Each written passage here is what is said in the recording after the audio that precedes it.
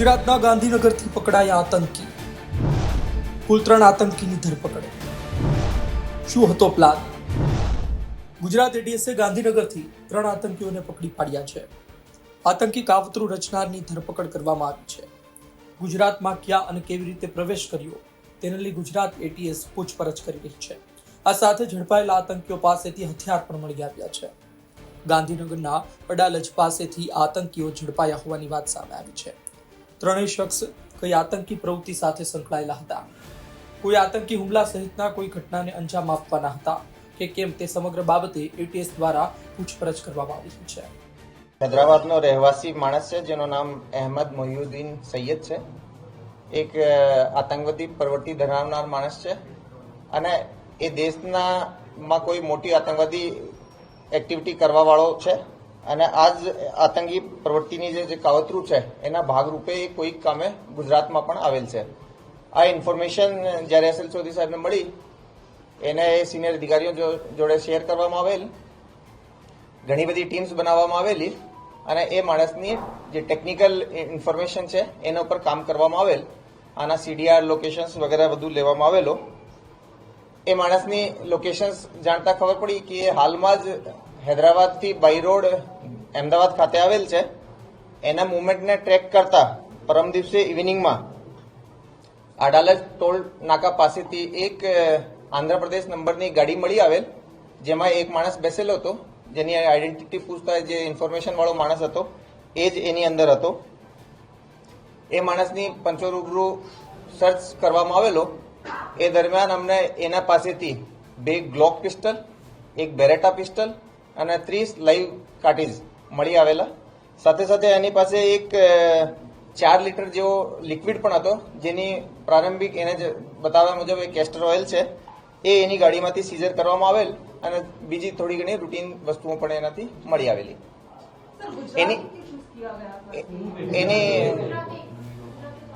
એની detail interrogation કરવામાં આવેલી.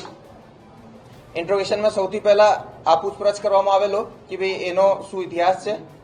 આ જે માણસ છે એ અરાઉન્ડ લગભગ 35-36 વર્ષની એની ઉંમર છે. એ ચાઇનાથી એમબીબીએસની ડિગ્રી પણ ધરાવે છે. ઘણો બધો સ્ટડીની રીતે, લેંગ્વેજની રીતે ઘણો જાણકાર માણસ છે. એ સોશિયલ મીડિયા ઉપર ઘણી બધી ફોરેન એન્ટિટી જોડે કોન્ટેક્ટમાં હતો.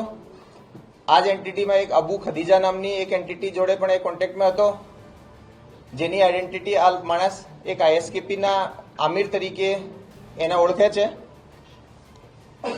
એના મારફતે એ ભારતમાં આતંકવાદી કારવાઈ કરવા માટે એ ફંડની જમા કરવા માટેની કામગીરી અને સાથે સાથે વેપન્સ કલેક્ટ કરવા માટેની કામગીરી એના માર્ગદર્શનમાં પણ એ કરતો હતો. આ જ પ્રક્રિયા હેઠળ એને આ ગાંધીનગર કલોલ પાસેની એક લોકેશન મળી હતી, જેના ઉપરથી એને આ વેપન્સની ડિલિવરી લેવાની હતી. આ વેપન્સ એને કોણ આપી ગયો એ બાબતે જ્યારે તપાસ કરવામાં આવેલી તો એના ફોન ડિટેલ્સમાંથી અમને એક ફોન નંબર પણ મળી આવેલો, બીજી ઘણી બધી ડિટેલ્સ પણ મળી આવેલી. એ નંબરની જ્યારે અમે તપાસ કરી તો એ નંબર મુવમેન્ટ કરતો હતો ગુજરાતથી બહાર બાજુ અને બનાસકાંઠા પાસે સ્ટેટિક હતો. આ એક ટીમ એના ઇન્ટ્રોગેશનમાં અમદાવાદ એટીએસ ખાતે લાગેલી હતી, ત્યારે એક બીજી ટીમ જેમાં ડીવાયએસપી વિરજીત પરમાર, ડીવાયએસપી કે પટેલ, પીઆઈ CH પનારા અને બીજા અધિકારીઓ જોડાયેલા હતા. એ લોકો આ ફોન નંબરની તપાસમાં બનાસકાંઠાથી બીજા 2 શકમંદોને લઈને આવેલા. એ લોકોની પણ પૂછપરછ કરવામાં આવેલી અને એ લોકોનો પણ રોલ એમાં જણાઈ આવેલ.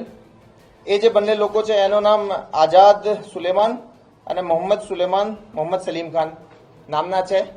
એ બંને લોકો લખીમપુર ખીરી અને શામલી યુપીના રહેવાસી છે. એ લોકો દ્વારા આ જે વેપન્સ છે આની ડિલિવરી કલોલ ખાતે અવાવરૂ જગ્યા ઉપર મૂકવામાં આવેલી હતી અને આ લોકો દ્વારા આનો જે હેન્ડલર છે એને એના લોકેશન્સ મોકલવામાં આવેલા હતા, જે લોકેશન્સથી ફર્ધર આ જે હૈદરાબાદ વાળો સૈયદ અહેમદ મોહિઉદ્દીન છે એને દ્વારા રિકવરી કરવામાં આવેલી. આ લોકોથી જ્યારે પૂછપરછ કરી ત્યારે જાણવા મળેલ કે આ લોકો ઘણા રેડિકલ છે, મૂળતે હાફિઝ છે, ભણેલા છે અને એ લોકો દ્વારા પણ દેશના ઘણા બધા હિસ્સાઓમાં જેમાં લખનઉ, દિલ્હી, અમદાવાદ વગેરે સામેલ છે. એમાં સેન્સિટિવ પ્લેસીસની થોડી રેકી કરેલી છે, ભીડભાડવાળી જગ્યાઓની રેકી કરેલી છે. સાથે સાથે એ લોકો દ્વારા જાણતા છતાં કે ભાઈ એની અંદર વેપન છે, આ જે વેપનની ડિલિવરી છે એ હનુમાનગઢ રાજસ્થાન જે કે એક બોર્ડરનો જિલ્લો છે ત્યાંથી એના દ્વારા કરવામાં આવેલી છે.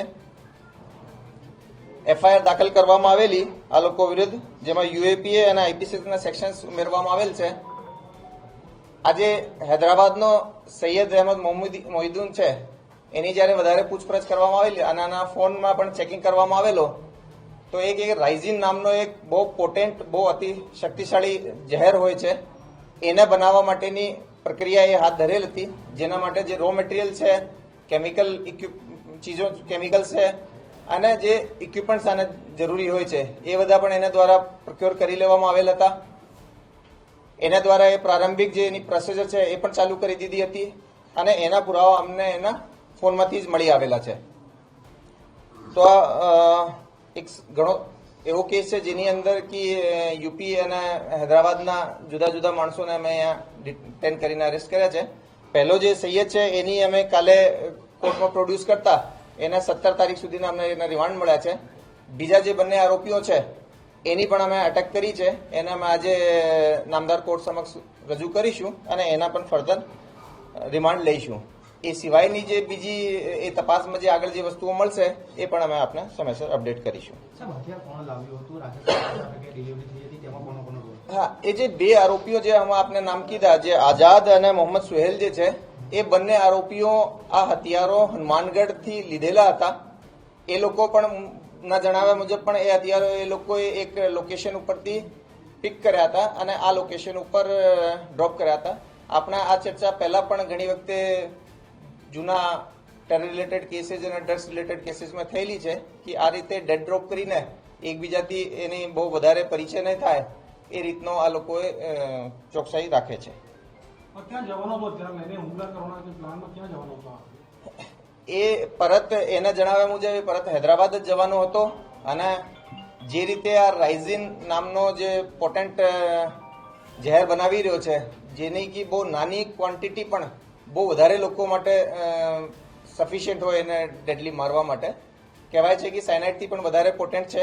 તો આવો ઝેર જે બનાવતો હોય એના જે આતંકી મનસૂબા છે એ બાબતે અમે થોડો ડિટેલ્ડ એનો ઇન્ટ્રોગેશન કરીને આપ બધાને જાણ કરીશું.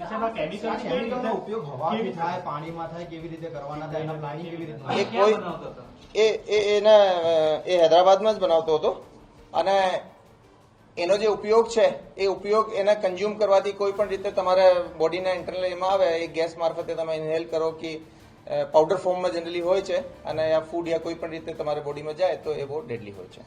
હથિયાર જે છે હનુમાનગઢથી હથિયાર આવ્યું છે, પિસ્ટલ ક્યાંની છે? મેડ ઇન ભારત મતલબ અહીંયાની છે કે પાકિસ્તાનથી શું છે? આ બાબતે નહીં કહી શકું કારણ કે એક ગ્લોક અને બેરેટા જનરલી ફોરેન મેડ હોય છે અને જે હનુમાનગઢ છે એ થોડો બોર્ડરની નજીકનો જિલ્લો છે. તો હવે હાલમાં એનો જે ઉદ્ગમ જે છે એ ક્યાંથી થયો છે એ બાબતે ફર્ધર તપાસ પછી અમે આપીશું.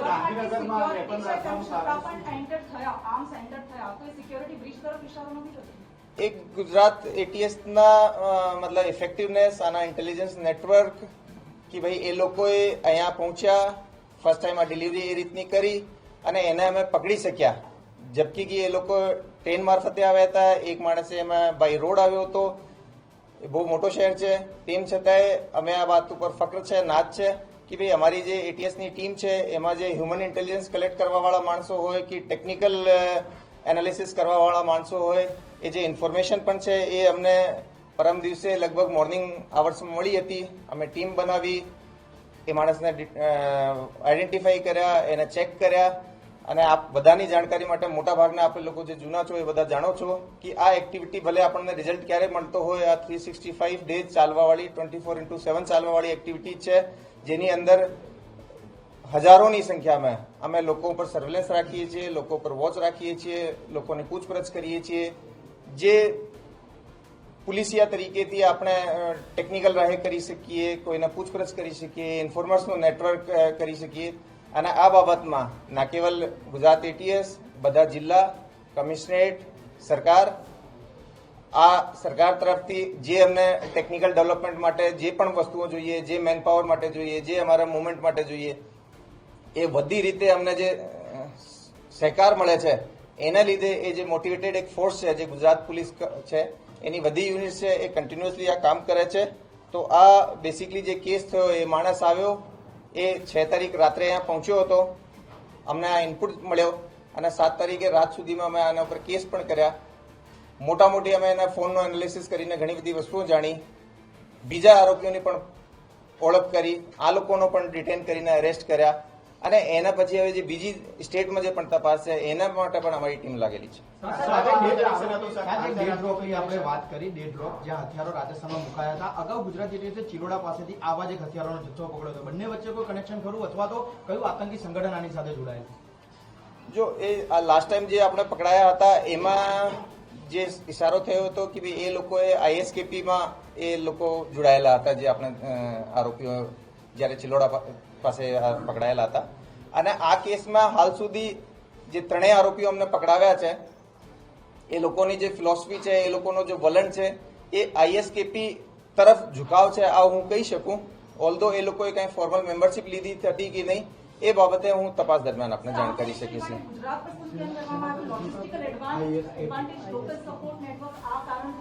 નહીં, એની અંદર જે ત્રણેય આરોપીઓ છે એ આતંકવાદને આપણે કોઈ રાજ્ય, કોઈ જિલ્લા કે કોઈ પૂરા દેશ યા કોઈ ઇન્ટરનેશનલી એ નહીં કહી શકીએ. એ લોકોએ બહુ યુનિક નવી નવી ચીજો કરતા હોય છે. એ કેસમાં પણ અમને એને મળવાનો સ્થળ, એને લાસ્ટ યુઝનો સ્થળ, એ લોકોની રેકીના સ્થળ એ જુદા જુદા મળવામાં આવેલ છે અને એમાં કોઈ લોકલ હાલ સુધી અમને કોઈની પણ સંડોવણી હાલ સુધી મળી નથી. સાહેબ, આલે જે લોકેશન એટલે કે યુપીથી નીકળ્યા હનુમાનગઢીનું લોકેશન, ત્યાંથી અમદાવાદ આવવું, ગાંધીનગર સુધી આવવું, ડ્રોપ કરવા, એ તમામ લોકેશન ઇન્ટરનલ ચેન્જ થયા છે કે ત્રણેયને આલનારો કોઈ વ્યક્તિ બહારથી એ લોકોને લોકેશન મૂકી રહ્યો છે? ના, ફરીથી ક્વેશ્ચન કરો. ત્રણ ઉત્તર પ્રદેશથી 2 લોકો નીકળ્યા, રાજસ્થાન ગયા, હનુમાનગઢી જ્યાં ડ્રોપ હતો ત્યાંથી હથિયાર લીધા, અમદાવાદ ગાંધીનગર આવે ત્યાં હથિયાર ડ્રોપ કર્યા, એક વ્યક્તિ હૈદરાબાદથી આવે છે. ત્રણેય એકબીજા સાથે ઇન્ટરનલ કનેક્ટેડ હતા કે કોઈ વ્યક્તિ બહારથી અમને લોકેશન અને જગ્યા મોકલી રહ્યો છે? એ લોકોનો કનેક્શન જો એ લોકોએ કોમન નોર્મલ સીડીઆર ઉપર ફોન ઉપર વાત નથી કરતા, તો ટેકનિકલી જુદી જુદી ઇન્ક્રિપ્ટેડ એપ્લિકેશન્સ યુઝ કરતા હોય છે. એનો ટેકનિકલ એનાલિસિસ કરવામાં થોડો ટાઈમ લાગે એવું છે. પરંતુ આના જે મેન જે લોકો બહારની એન્ટિટી જેની જોડે સંપર્કમાં હતા, આ પ્રાઇમ ઓફિસી દેખવાથી જુદી જુદી લાગે છે. હા, એના વચ્ચેના આપસમાં જે સંકલન માટે ફોન નંબર જરૂર આના ફોનમાં અમને મળી આવેલો હતો, પણ એની જોડે કેટલી વખતે સંપર્ક થયો કે નહીં એ અમે હાલ આપને તપાસ દરમિયાન કહીશું. ફાઇનાન્શિયલ ટ્રેલ માટે એ લોકો કહે છે, કારણ કે આજે હું કહું છું જે સૈયદ અહેમદ મોહ્યુદ્દીન છે એને આપણે બહુ સિરિયસલી લેવો જોઈએ, કારણ કે આ એક હું કીધું ચાઇનાથી MBBS કરેલો છે, બહુ ભણેલો છે, આમ પણ ઘણો સ્માર્ટ છે અને રેડિકલ એક્ટિવિટી ધરાવે છે. તો આની પ્લાનિંગમાં મોટા ભાગમાં ફંડિંગ કલેક્ટ કરી અને એક મોટા ભાગે રિક્રુટમેન્ટ કરી અને મોટી પ્રમાણમાં મતલબ જેનો પ્રભાવ વધારે હોય આવા આતંકી હુમલા કરવાની એની સાજિશ કરી. સર, જે કેમિકલ બનાવતા હતા કેમિકલનો ઉપયોગ કેટલા પ્રમાણમાં થઈ શકતો હતો? અગાઉ જે મટીરિયલ એને એકઠા કર્યા છે કેટલા પ્રમાણમાં લિક્વિડ બનાવવાનો હતો, કેટલા લીટર અથવા તો તેનો ઉપયોગ કઈ રીતે કઈ જગ્યાએ કરવા માટેનું પ્લાનિંગ હતું? જો એ કેસ અમારો આપણે કીધો કાલે જ થયો છે. આ કેટલી એક્ઝેક્ટલી જથ્થા છે સીઝર પછી કહીશું, લેકિન જે રીતે અમે કીધા કે જે કેસ્ટર છે એ લગભગ કેસ્ટર સીડ્સ, કેસ્ટર ઓઇલ જે 4 લીટર તો એની પાસેથી અમે મળી આવેલ છે. તો અમે કહી શકીએ જે કેસ્ટર સીડ્સ છે એ લગભગ 8-10 કેજી કેસ્ટર સીડ્સ પ્રોક્યોર કરીને આગળની કાર્યવાહી કરતો હશે, પણ તેમ છતાં આ સીઝર કમ્પ્લીટ થઈ જાય અને એના પછી અમે આપણે આની પાસેથી કેશ બહુ વધારે નથી, એના પરત જવા માટે પૂરતો હતો, પરંતુ એના પાસેથી 2 મોબાઈલ સૈયદ પાસેથી મળ્યા છે અને બીજા બંને આરોપી પાસેથી પણ એક મોબાઈલ મળ્યો છે. સાથે સાથે 2 લેપટોપ પણ અમને એમાં મળ્યા છે. સાહેબ, આ લોકોએ રેકી કરેલી છે જે દિલ્હી, લખનઉ અને અમદાવાદમાં, ક્યારે રેકી કરી હતી અને કેટલો સમય રેકી કરી, શું ક્યારે કયા સમયમાં કરી? આ લગભગ અમે જે સીડીઆર અને આના ઇન્ટ્રોગેશન કર્યા છે એમાં લગભગ 1 વર્ષનો અમે સમયગાળો ગણી શકીએ. સર, આ નેટવર્કને એડ કરતું કોઈ લોકલ સ્લીપર સેલની દિશામાં ઇન્વેસ્ટિગેટ કર્યું? નહીં, અમે હાલમાં કીધું કે હાલ સુધી અમને કોઈ લોકલ સ્લીપર સેલ લોકલ એ નથી મળ્યો અને અમે હાલ પણ આ વાત ફરીથી કહું છું આપને, કારણ કે આ ક્વેશ્ચન વારંવાર આવી રહ્યો છે કે કોઈ ટેરરિઝમનો કોઈ લોકલ એવો નથી હોતો ચહેરો. એ તો આજકાલે ઇન્ટરનેશનલી ઇન્ફ્લુએન્સ્ડ હોય છે. ઘણા બધા ઓર્ગેનાઇઝેશન છે જે આપણા પડોશી દેશમાં આપણે જાણીએ છીએ કઈ રીતનો ચાલી રહ્યો છે. તો એને આપણે આ દ્રષ્ટિએ નથી જોતા. તેમ છતાં અમે ઇન્વેસ્ટિગેશનની રાહે એના દરેક પહેલું ઉપર ઇન્વેસ્ટિગેશન કરીશું અને અગર કોઈ પણ એનો લોકલ નેટવર્ક હોય કે ઇન્ટરનેશનલ નેટવર્ક હોય, કોઈ પણ આઈડેન્ટિફાયર મળશે તો અમે આ કામ માટે વિવિધ ભારત સરકારની સેન્ટ્રલ એજન્સી સાથે પણ સંકલનમાં છીએ અને બીજા સ્ટેટ પોલીસની પણ અમને જે એમાં મદદ મળશે એ પણ અમે લઈશું અને જેટલા પણ બીજા કોઈ લોકો એમાં સામેલ હશે એને પણ અમે પાકિસ્તાન ટાર્ગેટ્સ કયા હતા એને લઈને કોઈ આઈડેન્ટિફિકેશન એ બાબતે હાલ અમે નથી પહોંચી શક્યા, પરંતુ જેમ જેમ ઇન્વેસ્ટિગેશન અમારી પાસે લગભગ 10 દિવસનો ઇન્ટ્રોગેશન ટાઈમ પણ છે, કસ્ટડી છે, એમાં અમે જાણ કરીશું. એક અબુ નામના વ્યક્તિનો ઉલ્લેખ કર્યો તો એ કોણ છે? પાકિસ્તાન સાથે સીધો કનેક્શન અથવા અબુ બહારથી બેસીને આખું મોડ્યુલ ઓપરેટ કરે? એ અબુ ખદીજા જે નામ છે એ સૈયદ જોડે કોન્ટેક્ટમાં છે અને જે અમે એના ટેકનિકલ જે આઈડેન્ટિફાયર્સ મળ્યા છે એને રિઝોલ્વ કરવાની કોશિશ કરીએ છીએ, પરંતુ એના કહેવા પ્રમાણે આ ISKP થી જોડાયેલો છે. હું આપણે પહેલા પણ કીધું અને મોસ્ટ પ્રોબેબલી આ માણસ હાલ અફઘાનિસ્તાનમાં થઈ શકે યા અફઘાનિસ્તાન પાકિસ્તાન બોર્ડર ઉપર થઈ શકે, આવો એનો પ્રારંભિક રીતે કહેવાનો છે. જો એ બાબતે અમે નહીં કહી શકીએ કારણ કે એ લોકોનો મુવમેન્ટ કમ્પ્લીટ ઇન્ડિયામાં છે અને એ લોકોને જે જગ્યાથી ગુજરાત અમદાવાદ તો અમદાવાદ સ્ટે કરતો હતો. એક માણસ બનાસકાંઠાથી પકડાયો છે, એક માણસ અમે ગાંધીનગરથી પકડ્યા છે. પરંતુ આ એક ચીજ ઉપર અમે ફરીથી ફક્ર કરી શકીએ કે એ લોકોએ 6 તારીખે પહેલી પાર્ટી આવી હતી, બીજી પાર્ટી 7 તારીખ સવારે પહોંચી છે. 7 તારીખ રાત્રે અમે પહેલા ગ્રુપને પકડી લીધો, 8 તારીખ અર્લી મોર્નિંગ અવર્સમાં અમે બીજા ગ્રુપને પકડ્યો. ગુજરાતથી સમય સમય આતંકી પકડાતા રહ્યા છે. જોવું રહ્યું આગળ વધુ શું સામે આવે છે. બ્યુરો રિપોર્ટ, ગુજરાત તક.